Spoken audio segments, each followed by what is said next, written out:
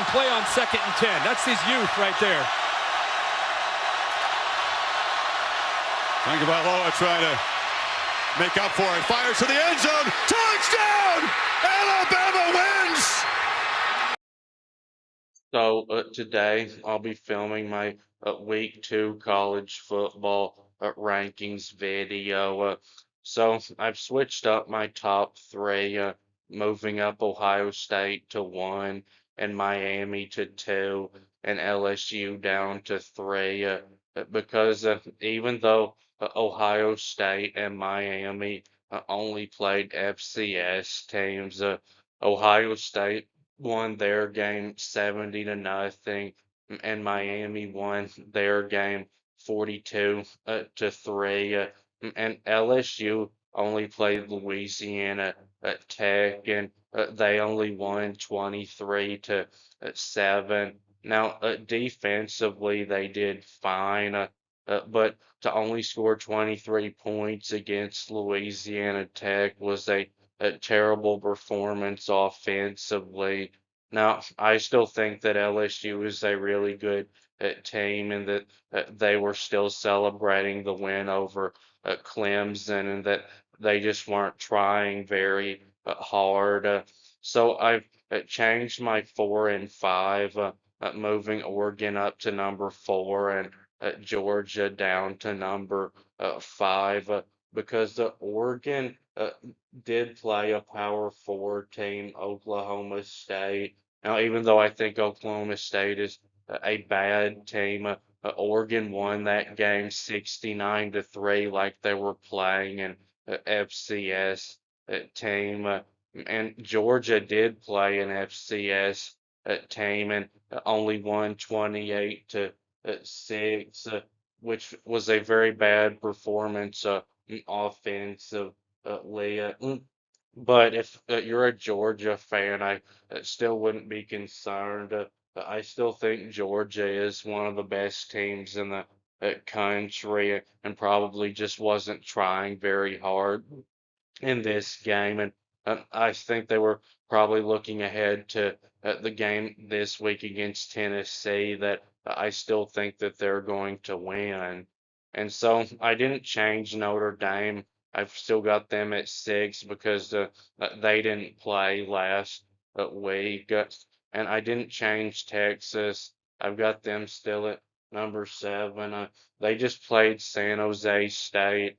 They won 38-7, though.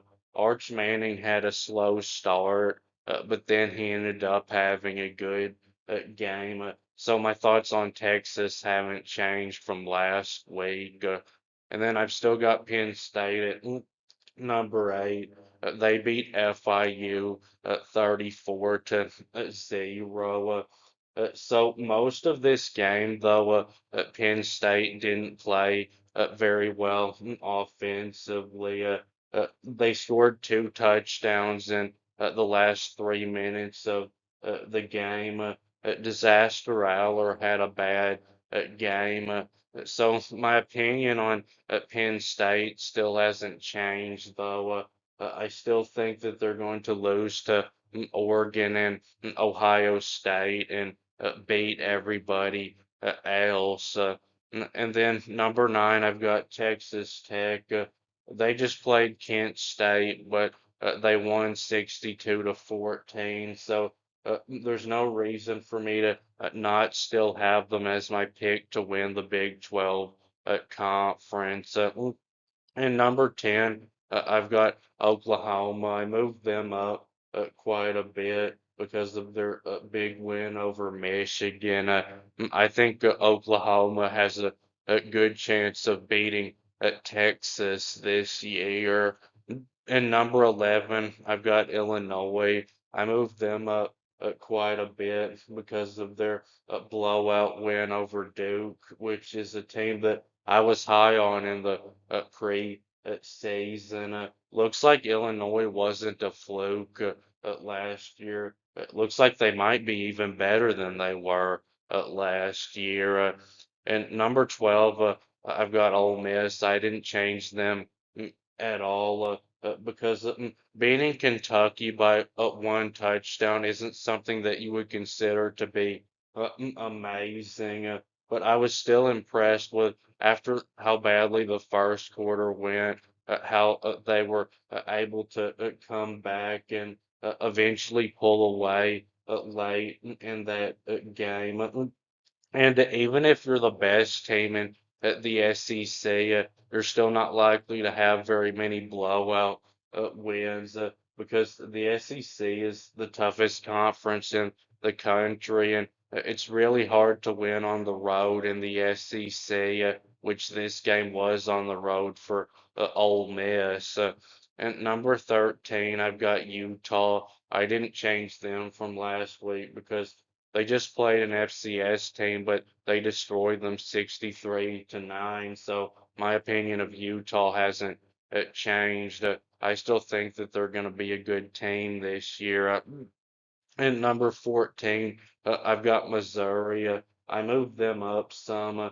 They got the win over Kansas at 42 to 31, but they did it in the opposite way that I thought Missouri would be this year. I thought Missouri's offense would be at best average, but their offense played really well in this game. Bo Prabila, their new quarterback, looks like he could be a superstar for them. He threw for 334 yards and three touchdowns in this game. And Kevin Coleman, the transfer wide receiver they brought in from Mississippi State, looks like I was right about him, thinking that he would be a really good pickup for them because he had in this game 10 catches for 126 yards and a touchdown.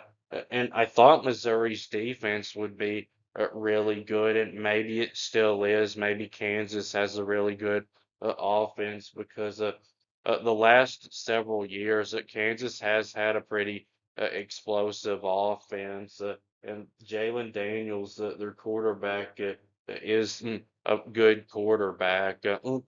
And number 15, Clemson, I moved them down quite a bit because they had to come back from 16 points behind to only beat Troy at 27 to 16. Now, I still think Clemson is a good team and that this was kind of a fluke game because I think they were probably still disappointed over the LSU loss. But maybe Clemson is a little bit overrated.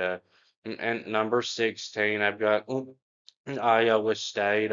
I moved them down some because Iowa State has beaten two Power Four teams by 3 points each. But Iowa, it's not known if they're any good this year. I'm pretty sure that they're not a great team. And then their win over Kansas State keeps looking less impressive each week. And number 17, I've got Georgia Tech. They just played an FCS team, but they beat them 59 to 12. So Georgia Tech is a team that in the preseason I thought would have a good season. So no reason for me to change my mind on them uh, this week, but they'll be tested a lot next week when they play Clemson.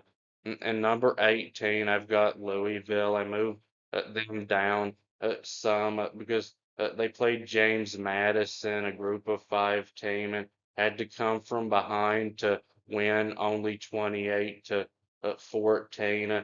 Now, this law, I mean, win, I don't think is as bad as it looks because James Madison, I do think, is one of the best group of five teams because Kirk Cincinnati, the coach now at Indiana, who I've got ranked right behind Louisville, turned them into a good group of five football program.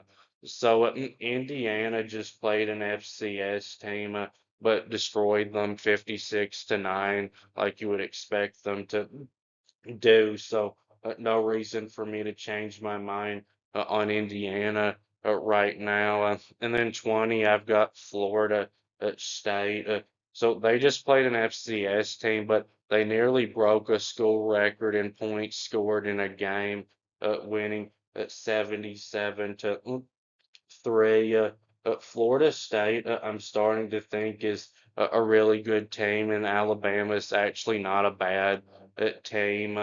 Florida State, I think, is probably better than 20 for real, but it won't be known for sure really until they play Miami in a few weeks. And number 21, I've got Auburn. So they just played Ball State, but they won 42 to 3. No problem. And their win over Baylor is now looking at even more impressive. So number 22, I've got Tennessee. So Tennessee hasn't really done anything that surprised me so far. They beat Syracuse pretty easily, but I don't think Syracuse is a very good team. Last week, Syracuse had to go into overtime just to beat Connecticut. And then Tennessee last week played an FCS team and scored a whole bunch of points, winning 72 to 17. But Tennessee always runs the score way up on those little teams. I would have to see more before I could move Tennessee up really high. So number 23, Michigan. I still think that they're a good team that will probably beat Ohio State for the fifth time in a row and possibly make a trip to the college football playoff. In number 24, Alabama. I put them back in the rankings. They just played Louisiana Monroe, but they won at 73 to nothing. And the Florida State loss, I'm now thinking wasn't as bad as it appeared. I think now Alabama probably is still a pretty good team, just not a great team. And at number 25, I've got Baylor. I put them back in the rankings because of their impressive overtime 48 to 45 win over SMU, a team that is supposed to be good this year. And Baylor had to come back from 2 touchdowns behind with just a few minutes left in that game. And their quarterback Sawyer Robertson threw for 440 yards and 4 touchdown passes in that game. I think he's one of the best quarterbacks in the country. So that will be it with this video. Please subscribe. Thanks for watching, and I'll be back soon.